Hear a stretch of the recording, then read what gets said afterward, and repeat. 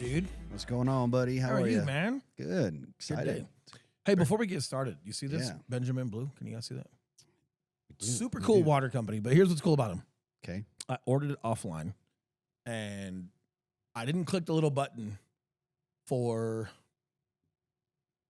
like billing address, same as mailing address or something like that, and it Okay. had an old address. Okay. And I was like, oh no. So I emailed him. Mm-hmm. He's like, yeah, man, it's already gone out. You know, would you be? And I was like, man, I'm not able to go to that old address, you know, to grab it. And he's like, yeah, man, no problem. We'll chalk it up. I'm getting you another. Damn. I'm getting another 2 boxes sent to you right now. No sweat. I was like, wow, That's super awesome. cool. So Yeah. shout out to Benjamin Blue. Great water, right? You chasing yours? It is great water. I'm just in it. It's probably tap water. I'm joking. It's like No. super clean, Natural spring water. natural spring water. Only way to go.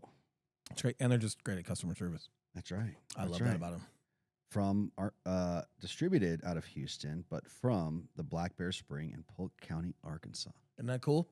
That is cool. We just got that I deep like it. South water. I like it. The Hopefully, deep South water. hopefully fluoride free and all the other bad stuff. It looks like it. I don't see any fluoride in it. So It's a fun We're day, good. man. So we're doing a pod. It's Super Monday. fun day. Doing a Yeah. podcast today on Monday. I'm not sure if this will be uploaded by today. Probably not. We'll probably Yeah, post probably this tomorrow. one. Yeah, Yeah, probably yeah. tomorrow, something like that. But good little topic. What do you think? What do you want to call it? What are we doing today? Man, I don't know what we'll call it, but man, officially transferred over to LPT as 100%. of today. You made the switch over to Aperture a couple weeks ago. I made the switch to LPT today. So Yeah. I'd like to kind of, man, talk about the differences between the two, how they're correlated. Well, first, let's just let everybody know that like Yeah. they're the same. Yep, They're 2 different brokerages, but they're owned by the same entity. that's right. Aperture is your luxury brokerage, right? So a lot of folks are just familiar with like, you know, revenue share and how the revenue share cloud-based, you know, brokerage models work. This is specifically for luxury agents, right? Mhm. So certain volume you have to be doing, certain price points that you have to do just to hold the integrity of that luxury brand. But dude, they're doing amazing things when it comes to the target marketing that they're doing, the billboards, the different things that we've got as far as how we serve Mm-hmm. high ticket listings, et cetera, et cetera. And again, there's qualifications to be a part of it. We're super excited to be a part of it. You and I decided to go one on each side, right? Yep. Because I'm over here on the Aperture side, but they're sister companies, right? And they Mhm. all talk underground. They all revenue share. You know, it all talks to itself, right? And you join the LPT side, which is not that I'm more excited about LPT. I'm excited about both of them and luxury agents actually having an opportunity for revenue share now, which is Yes. amazing because they can actually start collaborating around the country, around the world. Dude, we're collaborating with guys in London the other day. It was awesome. They got a referral for us. It was awesome, Yeah. right? Like, but now you're compensated for helping folks at scale and with revenue share on the Mhm. luxury side. So I'm excited for that. But, you know, LPT is the original company before they decided to make this luxury brokerage. Yes. And it's been great. And people get stuck into schematics. Here's my bottom line, and I'll let you get into yours. Mhm. Great leadership puts their people in a position to win, right? And that's systems and processes and skill set and training and everything we can control. And we've been doing that for a long time. We were at EXP for a long time, 5 years, I think, right? Yeah, just about. Yeah. Yeah, right at like 5 years. And like, it's still our responsibility to, if we see a shift or if we see an opportunity, that's a better opportunity for agents in addition to what we can provide, Yeah. where they hang their license, right? Like, great. And then I see it more as a responsibility. You should be doing that Mm-hmm. versus, well, let me just wait this thing out, or, well, and then just rationalizing your own shit because, well, I'm good. I got a lot of agents over here and I'm good. And yeah, but before you know it, like it starts bleeding out from under you. Yeah. Because others aren't. So as far as like leadership, man, I'm excited for, you know, their mission statement, a brokerage for life, the different ways you can structure how you are paid, as in like, you know, whether you're participating in rev share, if you want more of a flat fee, luxury side, I'm sure you'll get into that. But the bottom line is, before we talk revenue share, before we talk anything, we're talking fucking leadership. Yep. And this is one conversation a lot of people might attempt to have that conversation on their own Instagram or in their own little silos, but you can't have that conversation with me. Now I was raised from people, leadership was a religion, dude. Mhm. They'd lay down their life for you and you for them. Like, this is a conversation that very few people on this planet can have. And the most guys that can have the conversation about leadership that rate that agree with me Mm. because I come from them in the first place, right? Right. So it's not that I'm a big deal. It's that where I come from is a big deal. and how I was bred through leadership is a big deal. And like, you just don't see a lot of that sometimes in business. You see leadership thrown out as like this romantic word to just attract people to whatever you're selling or whatever it may be. And I don't think people take it as serious as they should, right? But you can get stuck in the schematics all you want. You can try to talk dollar for dollar all you want. The bottom line is it doesn't start there. It's where it starts is what's best for the agents. Right. And everything else we're going to figure out from there, right? But like, it has to start with setting people up to win, giving people better opportunities, and you have to lead that. You have to start that change. You have to start that chapter from the front as a leader. You have to create that trend. You cannot wait for people to be unhappy or need different resources or want to do something different, and you took too long and now they don't trust your leadership. They've done something else on their own, and you're no longer that trustworthy authority. You're just not for that person anymore. Right. It's like when you see it, you got to really investigate it. You got to make some pivots, and yeah, man, it's been amazing so far. Yeah. And the more and more we've gotten involved, the more and more you just start figuring out the new things that they're doing, the different things you're doing, the like-minded people, the proximity to ownership, and like, they're just our tribe. But before anyone wants to have any conversation with me, you let me know what's best for agents, and we're gonna have that conversation before we ever talk money. I love that, dude. Yeah, that was, man, and that's like my primary thing. You know, I think we both kind of have different reasons for, you know, why we were both open to change and things like that. We're also both in production, man. Like, we do deals. Like, we're not just here reliant upon everyone else doing production and us just collecting rev share. We're not these non-producing, you know, big silo recruit. Like, no, like we love recruiting. We love training and educating and getting agents to do better, but we're also practitioners at heart, and we're still active. So we're not reliant upon it either, which means that we're able to make moves. Yeah. Well, and we know what agents need because we know what we need, and we know what tools and resources are out there for people. And man, starting off, if we can kind of start with like Aperture for a bit, like when you first started talking to me about Aperture, one of the first things that was appealing to me was that it was this new thing. And it's really hard for anything to be new at this point, right? But there was this big gap in the market from luxury agents, and let's just say maybe the typical places that you might see luxury of, like Liv Sotheby's, Compass, where it's like, man, you've got these old, very like, you know, fixed model, traditional models. And then you have the EXPs and the Reals and the LPTs and stuff like that, right? And there's this big gap and this disconnect. Because it's not real luxury, right? Like EXP, no disrespect, Real, no disrespect. Like, just from a lot of what you see from luxury agents, they don't want to leave Liv. They don't want to leave certain places because like that is luxury. But you also, anyone can go work there. So there's some own things, you know, when it comes to that. But when it comes to like just a market, like for example, having like new technology, instead of marketing a zip code, like agents and different marketing companies try to do, and hey, let me just market this zip code, Cherry Hills. That's like a great area in Colorado, right? Cool. Imagine if you could target households, as in, imagine if there was technology where you could figure out what people, like what homeowners were doing on their phones, per se, right? And it's like, oh, look, they're showing signs of moving. HomeBot does research and things and different stuff like that. But imagine if they took that information and then they could live stream commercials into their television apps. Netflix, Hulu, Amazon Prime, YouTube TV, Hulu. They start seeing your commercials on their television, on their phone, because of their behavior, and it's now targeting the consumer, not just some broad zip code and all of that stuff like that. Super Bowl commercials, you get billboards, digital billboards in other states, like for your listings and things like that. Just over the top support with everything they're trying to do. And man, you get the revenue share opportunity that they've just never had the opportunity to have. So imagine being a great luxury agent, and you do want to lead, and you do want to coach, and you do want to help, but like it doesn't really help you to help people in your office because they're your competition. Imagine if you could just go help around the country. Yeah, that's what was so interesting about it, because it filled this gap. There's a complete gap in the market of some of the most influential, super high-end luxury agents that, you know, do have really good followings, do have people that would love to come and just be associated with them. You know, by nature, I think they're just, you know, some of the more influential people online, yet there is no place for them to be able to monetize any of that. Here's what's cool outside of them too, just man. doing transactions. When you start talking to a lot of them, they do want to help.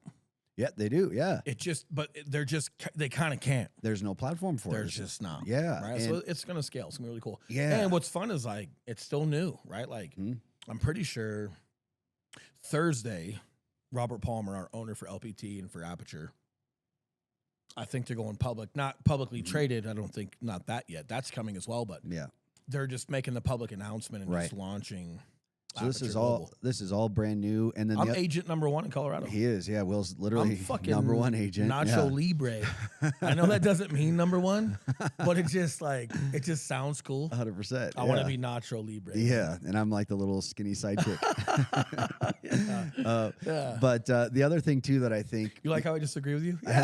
Yeah, for sure. It works. You be the perfect. nacho cheese, I guess. I'll There be you the go. big nacho cheese. There you go. Yeah. And the other thing too that I think is important for it is that, you know, Aperture, the name itself, I think is super cool. The logo, the branding, everything like that is really, really cool. And the other thing that, you know, they found, and I get with luxury agents is they want, like, believe it or not, a lot of them don't want to have to build their own, like, Mile High Property Brothers, right? They want to represent the brand. It's a brokerage focused brand, right? Like Live or Compass.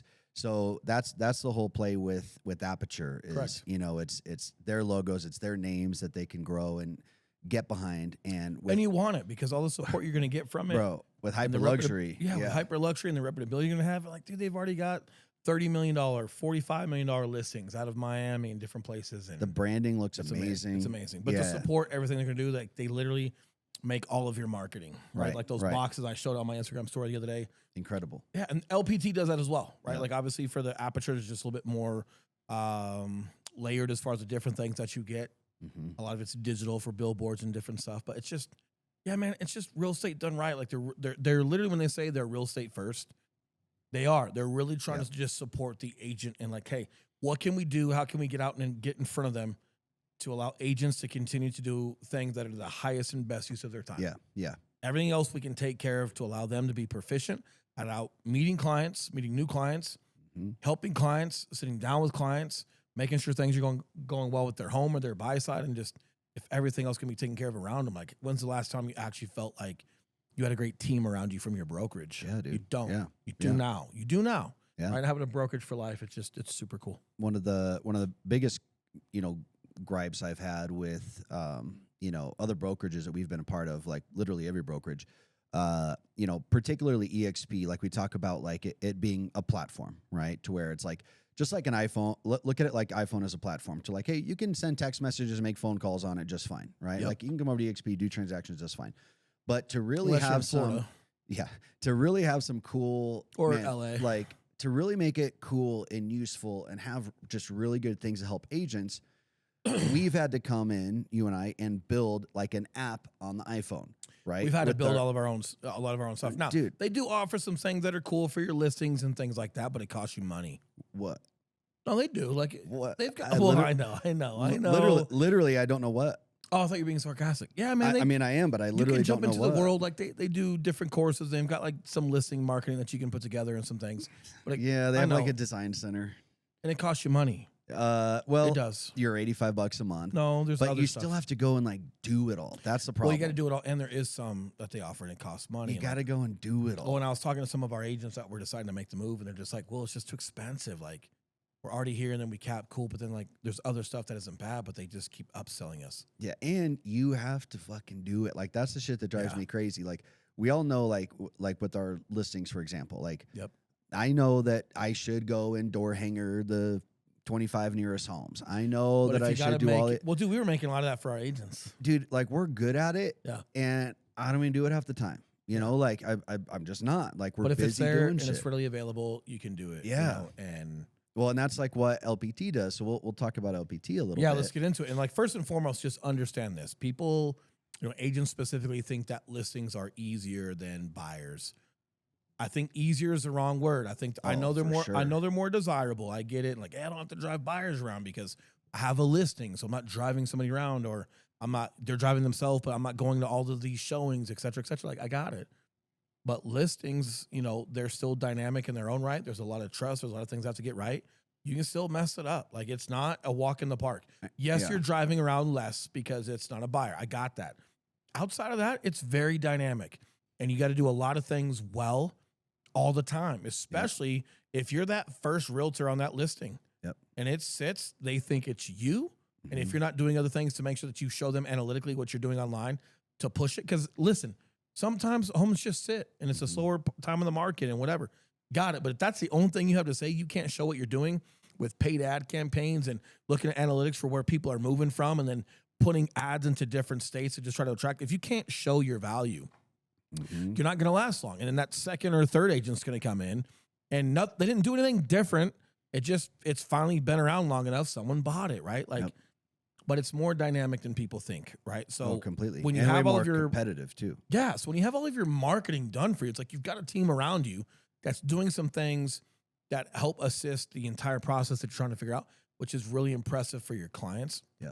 It's a huge support for yourself, and it allows you to actually go get more. Yeah. 100%. And you know, with listings, it's like, man, those are the people that are paying you tens of thousands of dollars. It is way more competitive, and they're, especially nowadays, man, like people want to see what you're going to be doing for them, you know, and if you can't physically show them tangibly, hey, this is what I do for my listings, and you've got another agent that, let's say, is at LPT, and they're coming in with all this shit that they say, hey, here's what we do, here's everything that we have, here's the mailing campaigns that we do, here's the door flyers that we do, here's sample flyers, here's this magazine that we're going to make for your luxury home, you know, here's the examples of billboards that we've put across Denver for your home. You've also got a great support center. Instead of like trying to crawl around like, you know, like some virtual world, you make a phone call and that person handles it, or they direct you to the person that does handle it and they handle it. Yeah. And it's smooth. Like they've got a great support structure. And what I love about that, man, is every time I've talked about that, everyone I've talked to is like, yeah, that's all I do anyway is pick up a phone. Like the virtual world and things, it's like I feel like the idea of it is great. We never used it. No. Not only do we never use it, people. I haven't met someone that does. Yeah. Everyone ends up just making a call anyway, right? So just putting more time spent into the support center seems like a great idea. LPT has a 30,000 square foot training facility in Florida now.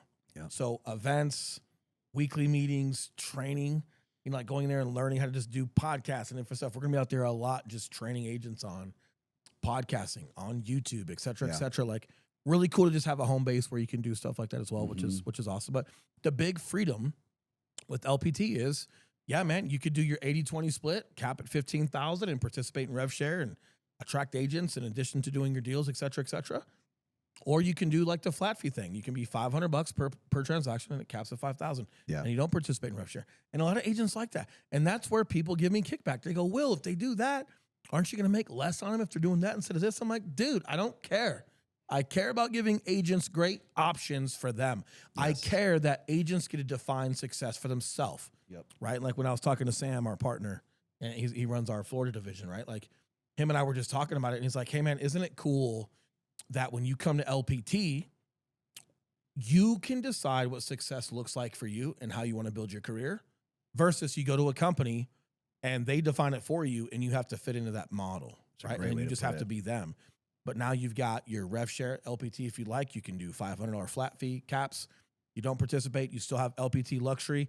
You can be a $500 flat fee person with LPT luxury and do as much as you like. And look, if your downline grows and it becomes big, or if you want to start getting into that and it grows and you want to go from $500 flat fee to participating in rev share, you can. Right. You can go back and forth as much as you like. If you want to grow into Aperture and be a luxury agent, there's literally training and a roadmap for that as well. It's this huge ecosystem on, look, whatever you want to do, however you want to do it, you no longer have to leave a brokerage to find a different opportunity. Until now, that's what you've had to do. EXP has its thing, Compass has its thing, Berkshire has its thing. Like, but now you've got everything that's just like it coincides into one ecosystem, and you can really structure and go back and forth how you see fit. So like whatever you want to do in your career, you don't have to keep changing brokerages. So I love their whole thing of just a brokerage for life. Yeah, well, and you can change once a calendar year too. So let's say you do come over, you know, and everything is going fine, and then you come across another 2023 or 2024 year where it's like, man, I sure could use an extra 20%, you know, back in my pocket. Cool, flip back to the flat rate model, right? Like that whole aspect of it is really, really cool to me. And the other aspect that I like is it gives people, man, a path to like actually grow their business, right? So ideally, if you're running your business like a business, if you're starting off on that flat rate side, you're taking what that 20% you would be paying a brokerage, and you're putting that back into your business. Yeah. Right. You're able to set up funnels and have ad campaigns. You're and saving retarget, 11 grand off the top. Pay an editor, for your YouTube channel. Yeah. And then as that business starts to grow because you're putting money into it, now probably by nature, you're getting people that are asking you, what brokerage you at? What are you doing? And then naturally you're going to start attracting people, and then you can transition into that. And the coolest part here too is that because the brokerage offers so many tools to their agents and shit that actually will help them do more business, I feel like the brokerage itself is enough to get someone to want to join. Versus EXP, people are like, kind of skeptical of EXP anyway. I've already talked to 5 EXP agents. So then it becomes this, what are you going to do for me? And when you have just the normal everyday agent. And they have silos over there, man. So like, even if they are convinced of EXP, they're interviewing, and it's like, it's not a matter of like, okay, they're choosing EXP. Like, well, who am I going to join? And based off what their offers, and like, we have a huge offer. Our online universities, our YouTube courses, our weekly training, we have a huge offer. We do. But when everything is predicated on just that, like you start learning real quick, hey man, we're the culture, we're the value. Yes. Which means wherever we decide to go, we're gonna win. Yep. Well, right. So like if we're gonna make a change, if we're gonna scale, if we're really gonna go on in for helping agents, let's just take a step back and look at like, hey, what's the best fit as a brokerage to plug our ecosystem into? And it's one that is a great benefit all on its own, and we're just a contribution to that. Well, dude, look at these agents out there, that, might just want to get their mortgage payment covered with revenue share, right? Maybe they don't want to go and grow 1,000 agents. They just want their mortgage payment covered. Yep. Well, at EXP, it's hard, especially if you're an agent like 2 or 3 lines down from us, and maybe there's a little disconnection or something like that, or you just might not personally know us or something, so maybe you're not reaching out. You're not necessarily going to go out and find those 10 agents that are going to want to join you, because it's like, again, 80-20 EXP. But what if you're at the fastest growing brokerage ever that does a ton of crap for agents that have really good models? It's an easy sell. People want to join anyway. That gives that normal agent. This is what I mean, man. Like when you're looking at the tide and when you're looking at things where people want to go and there's just less friction, people can coin it like, oh, well, yeah, a bunch of non-producers over there. You guys are out of your minds when you start looking at the numbers as far as what they've grown, the 11 billion they've taken from other companies that are now at LPT. It's outrageous, but it's like people will say those things to rationalize why they're at where they're at, and they'll say anything to hold on to what they have. The bottom line is when it feels less salesy, when people get introduced to this model, they're like, yeah, that's awesome. Yeah, it is awesome, right? It's like it feels no longer like a sale. It's just giving information to people to make sure people understand all of it. In addition to like also just what we're offering on top of that, right? But like it just flows a lot better, and that's where you start feeling like, man, this is just a better product because I don't have to sell it. It's more so just bringing awareness to it. You know what it reminds me of is like the BlackBerry. Like there was this whole documentary on Netflix about the BlackBerry. And the big thing with BlackBerry is that you could like send an email on it. You know what I mean? Yeah, I remember. But it was like only straight up like business people that had it. And they were so like the Crackberry, right? Everyone was so like into that. But then that was like the first version that came out. And then when the iPhone came out, it was like the iPhone for everybody, that they wanted a little kid to be able to use it, And it's like, yeah, you can still send emails on it just fine. But man, there is so much more shit that you can do on this. It's accessible to everybody. A literal little kid could use it. Well, and dude, like you hear things, from other brokerages, other CEOs. Hey, we're not for everyone. Hey, this is where like, people have like this avatar or whatever. Like, we're not going to be for everyone. Like, it's kind of a condescending thing to say. Hey, we're not for everyone. It's a cop out. If you ask me in business, it's like, unless we're doing product-based stuff like a supplement and you're putting a ton of caffeine in it, clearly you're not for everyone. And then you're niche, and I get that. But like brokerages, I don't think it's the same. It doesn't have to be the same approach. And saying, we're not for everyone, it's a cop out for just, I don't know if it's being one-dimensional, but it's like, hey, let's just pause real quick. Why not? Like, you're not for everyone. Oh, we're for this type of producer, this or whatever. It's like, yeah, okay, cool. But listen, why aren't you for everyone? Why not? Why not? Before we get latched onto romantic statements like, well, we're not for everyone, like I love I don't want to shit on it.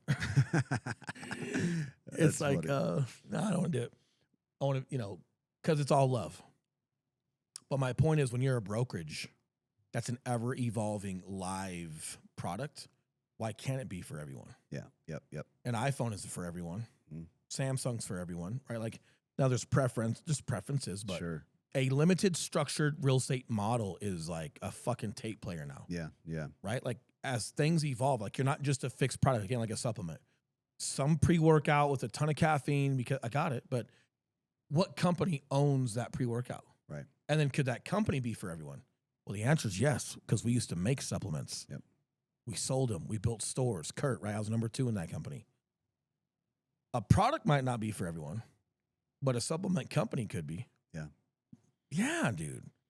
Like BSN, dude. Look at First Form. Yeah, great example. First Form's amazing. Andy and Sal, love those dudes. Like, yes, you can have extreme for hyper athletes and the craziest of the crazy CrossFitters, and then you can have stuff for everyone else that's just trying to stay healthy. Yep. Right? Like a fixed product might not be for everyone, but the company that makes these products can be. Yeah. And that's the whole point. Is like most brokerages were just a pre-workout. Yeah. Hey, we're a company, yeah, but we just sell this one product. Yeah. Versus like now, like you describe as apps, I describe as products. Like, and the way you can structure your license, it's like, yeah, why aren't you? And I heard it recently from a CEO when he mentioned not being for everyone. And it's like, hey, cool. I can tell like off of like your speech right now on this podcast, you're so used to saying that. I've heard you say it several times. You're in this pattern of you go on podcasts and you're kind of telling the same story on podcasts, and you've just kind of like stamped this phrase into your brain of like saying that, and then somehow that's supposed to solicit a great answer. Like, yeah, man, we're not for everyone. We're the pros. And it's like, you're crazy, dude. You're crazy. Like, you can be for everyone. You should be for everyone. And if someone comes in here and they're new, why not have a road to success where they can be the top of the top and have a roadmap, have education for that? Yeah. It's silly to think otherwise. Aperture is a great example of that, because the one part where they weren't for everyone was they were still missing that luxury brand. Yeah. You know, that luxury agents would actually want. And to put you their have name to have on. certain level of volume, certain price point on your buys or your listing sides. But they have education and they've got a program to help you get there, though. Right. Right. But that's not being for everyone. That's just a certain achievement that they want to have with integrity on an actual like a luxury brokerage. Yeah. Yeah. Right. But they've got training through LPT, and it's awesome, man. Like, yeah. But my whole thing is just stop talking shit, stop rationalizing. Stop saying you do your research when I know you haven't. Like, dude, have a conversation with somebody for 5 minutes when you've met with the CEO of this company, the owner of this company, right? Investigate it for 8 months, keep your eye on it, and then have a conversation with someone that says they've done their research. Yeah, I've got 3 questions. I just let me know you haven't. Yep. Cool. And then now you're just showing how ignorant you are, and you're no different than the car sales guy. You go on to a Ford dealership, right? And you're like, yeah, hey, we're looking at some Fords, but we also kind of like Chevy. And, oh, hey, they got a ton of recalls. Oh, hey, like they're just bad talking to competition. It's like, hey, man, you say, oh, no, dude, I'm in car sales. It's just my fiduciary duty to like look at other brands. It's just not good. It's like, oh, yeah, like, well, which cars have the recall? Yep. And which car am I looking for? Yep. Do you know? Oh, you don't. So you're talking shit. Okay. Well, dude, now you start seeing like these, like you shouldn't bad talk. And if you're curious, right? Like if you really do your research, then you'll know, even if it's not for you because you say so, not because the company says it, you say it, no problem. But it doesn't mean it couldn't be a great decision for someone else. And if you would just care more and ask more questions on why they're choosing to make a move and have more discovery there, you'd be a lot better off than just talking shit. Yeah, man. It's man, I'm personally just super excited for the move. Anyone that we've talked to is uber excited for it. And can we go into the owner, Robert Palmer, a little bit, just like sort of his background? Yeah, and he owns RP Funding, right? So he's started off in lending, right? Yeah, like 20 he's still years. in it. Yeah, I mean, he owns RP Funding, right? Like, here's what's interesting about him: like the Compass CEO, I like for the most part because he's like a tech guy. He comes from the tech background, right? He says a lot of good things. EXP, he comes from straight real estate background, right? Yep. What I feel like has hindered EXP a bit is they don't have that tech component side. Yeah. That sort of tech startup CEO sort of mentality that I think can bring a lot of benefit. What I like about Robert is he's literally the hybrid of both because he comes from the lending, and I like that he comes from the lending world because it's real estate. You know, he's worked with a ton of realtors, probably more so than someone just stuck in real estate. Your lenders know more dirt and more complaints about where you're hanging your license as a realtor than your managing broker. 100% they do. 1,000%. Yeah. Agents are talking to their lenders significantly more than their managing broker, dude. Well, they know it all. And he also comes from tech. So he's just straight up entrepreneur. LPT stands for Listing Power Tools, which was a company that he started with all of these like physical print and AI. Well, he owns a print company. Tech things. So he was making all these things for his preferred agents that he does lending for. And at some point it grows and he's like, why am I not doing this as a brokerage? But just to back up a little bit, like you also can't turn a blind eye to the fact that he's a legitimate bona fide billionaire from RP funding. Like he knows and LPT is still privately funded right now by him. 100% skin in the game. Falling on your own sword, like what better guy to follow? And like when this does go public, imagine everybody that has pre-IPO stock. Dude, and that's massive because like when it's self-funded like that, you know, that's one of the issues that Compass ran into was, you know, it's all funded from elsewhere, right? So you've got all these investors to answer to, all of these like board members to answer to. Well, and it's no disrespect to their CEO or anything else, right? Like seems like a great guy. I don't know. Like, but the question would arise of like, you know, have you ever built something on your own? Like, have you ever have you built something like Robert Palmer has? Like, do you really have like that business experience of growing something and it's your money on the line? Or are you always playing with house money? You come in, you say a bunch of romantic stuff that sounds cool on the surface, but doesn't necessarily pan out. And this happens a lot, dude. This happens a lot with like, you know, like police work, you know, and like let's use a cliche one just to keep it lighthearted. Like, you got like like an armed suspect, right? Like they're robbing a bank or whatever, and someone, couldn't you just shot him in the leg? Couldn't you just shot the gun out of his hand? Yeah, I love that. You know what I mean? And it's like, they just don't, it's like, oh, golly. You know, and it gets, so it's like, there's certain things that can be said. It's like, in theory, it's like, wouldn't it be amazing if I could just pull my bow and arrow out and like shoot the arrow right through the little trigger guard of the pistol and just take it right out of his hand and pin it into the wall where no one can reach it? That'd be sick. Yeah, it'd be fucking super sick, right? Like in theory, like you just wonder, like, especially with what's going on right now in the real estate market, it's like, are you saying a lot of things that are attractive or on the surface? Like, are you doing things that on the surface feel like cool, but is it pontification? Is it just theoretical? Like, I don't know. And I'm not saying that it's true. I'm not shunning him. I'm just saying, I don't know, man. But you're curious when like these guys start making announcements or picking sides and then Robert's not, because he can just identify this is not my fight. Right. And then you just wonder like certain poise and decisions from a guy that's built it and it's his money and it's he's built something that's huge. It's like, I don't know, man. Like, he's just got like that street experience, that combat experience per se, that like just, it's not the end all be all, but it does speak volume. Yeah, it does. It does. And again, you know, coming from somewhere that's, you know, agent focused first because it's self-funded. And hey, if the agents aren't happy and successful, he's not successful, you know, versus. Well, and dude, I felt like, you know, like not to cut you off, like over at EXP, like you got the alphas, right? Which is like 1,000 or more in your downline or whatever it may be. And like they just started feeling like gatekeepers. It started to feel like those guys ran the show more than the CEO. Whether they think that, like whether the CEO thinks that or not, that's how it felt. That's how they behaved. Some of them behaved inappropriately to me. Doesn't need to be spoken on a podcast. It's been voiced. It wasn't okay. It wasn't appropriate. And there's just patterns there. And you're like, oh, you guys tried to lean into the attraction model so heavy that you grew these entitled, you know, folks with large downlines that aren't in the game as far as real estate, that are just reliant upon this, that are millionaires or whatever it may be, and cool. But at some point, it like took a mind of its own on.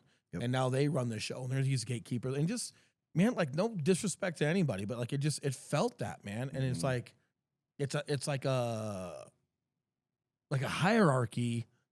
But because they're in the model themselves, it's like it's a hierarchy with their own agenda, right? And then you're trying to like talk to corporate or whatever it may be, but then you got these guys that are the ones that decide or have the influence, but these guys are in charge, and you're like, well, are you sure? Are you sure you're in charge?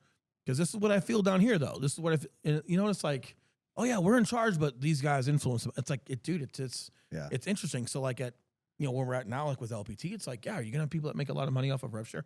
Absolutely, and it's a great opportunity, but it's real estate first, and you're gonna have significantly less alphas per se, right? Yep. In that. Yeah. So I feel like anytime you have an owner that's real estate focused first, agent focused first, that's how we feel. Yeah. Yeah. And anytime like, oh, well, dude, aren't you going to make a little, shut the fuck up, dude.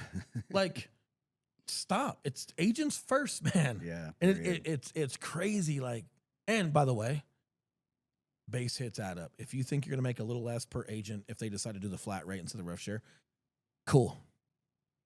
Base hits win World Series. I'll just tell you, anytime you had a team win the home run, like when the Yankees like hit the most home runs in the regular season, that's not the year they won the World Series. That's not the years they won 5 World Series, right? Like, no, man, it was like manufactured runs, base hits, doing things the right way, playing for the right reasons, picking each other up.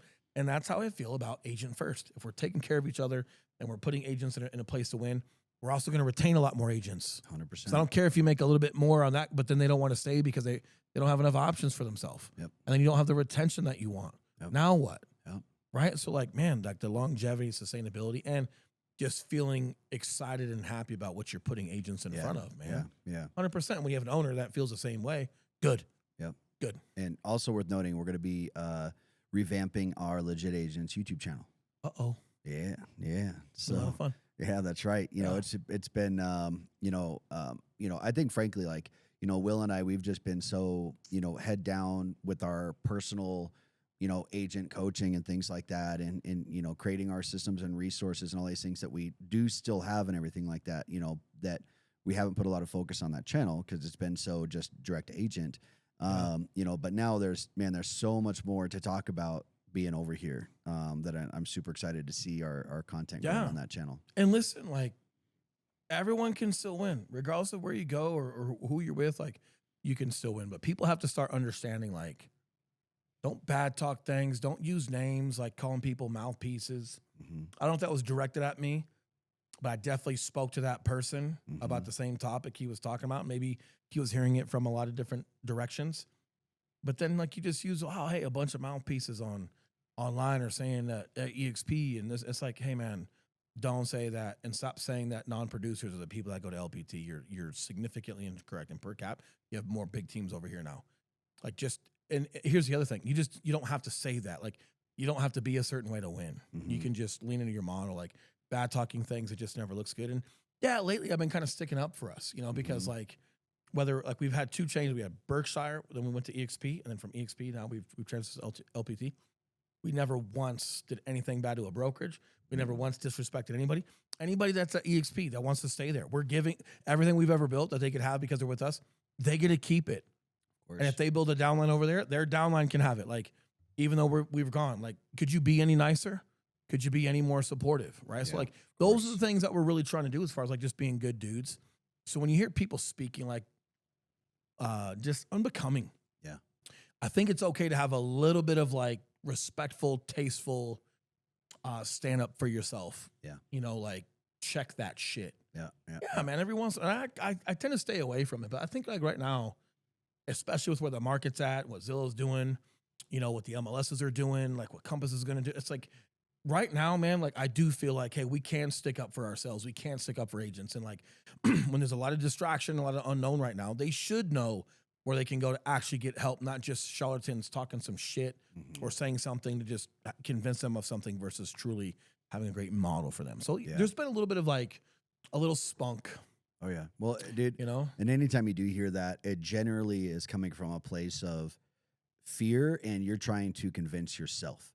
You know what I mean? Yeah. It's like anytime you see that guy where it's like he's, the whole like, oh, I see red when I fight, and black out. It's like, the most hyped up dude is usually he's trying to convince himself that he's ready to go. Yeah. Or just that people just have something to say. It's like, you don't have to say anything. If you want to be where you're at, just be where you're at. It's all love. This doesn't have to be for you. We've got something for everybody here. Right. But that's still your decision. It doesn't have to be for you. Just lean in, stay where you're focused. But what you shouldn't do is just be talking, especially when you're not educated, right? Because then it's like, it's not a good look for you. And it also like puts a bad taste in people's mouth. And then it's like, well, cool. I'm going to speak my part. And potentially, dude, it just makes you look at these other platforms. It just raises more curiosity and like spreads the word, even further. Good. Like, for sure. Yeah. But listen, I'm excited for competition. I'm excited to Yeah. grow. I'm excited for the creativity and the expansion we have with ownership and the seat and the leadership at LPT. And we've had a great time. We'll be with Valdez almost all week. Thursday, Yep. Friday, Saturday, Sunday. We're out with Yep. Valdez, just mapping out some great things that we want to do within the next 24 months of being here. And when's the last time you could just go to the CEO's house and just map it out? And he's like, yeah, by the way, I got 3 guest rooms. We're just going to go all day and all night, boys. Let's have a good time with it. Yeah, that's killer. When's the last time you get proximity like that? Right. And I like how they appreciate and they feel we complement everything that they're about. And they lean into us with that much energy, that much effort. Like it just, yeah, you appreciate that camaraderie, man. And like, do. that's what I come from. Yeah. You know what I mean? But again, I'll say it again and I'll leave it at this. Like we can talk anything that you want.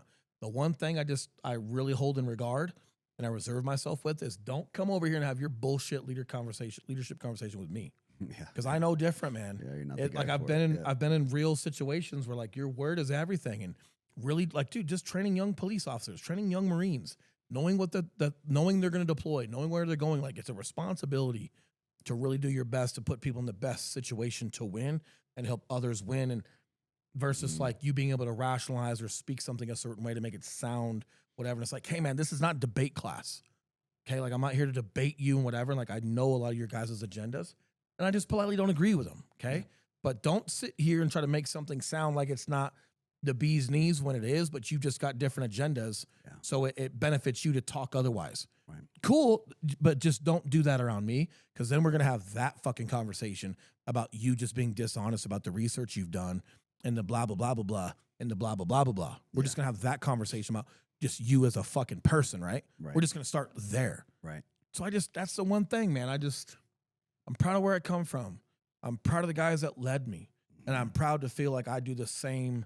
Like I know we're talking real estate and we're talking business. This isn't the Marine Corps. This isn't police work. I get it. But I'm proud that I come from something where leadership was that important. Because now, like, I get it, man. No one's dying, but your business could. Yep. Transactions could. Yep. Your future could. And like your business is, hey, your family's reliant on your business to be successful, to provide. So I get it. It's not life or death. But man, there's still things at stake and people are trusting you, right? Then you better be what you say you are.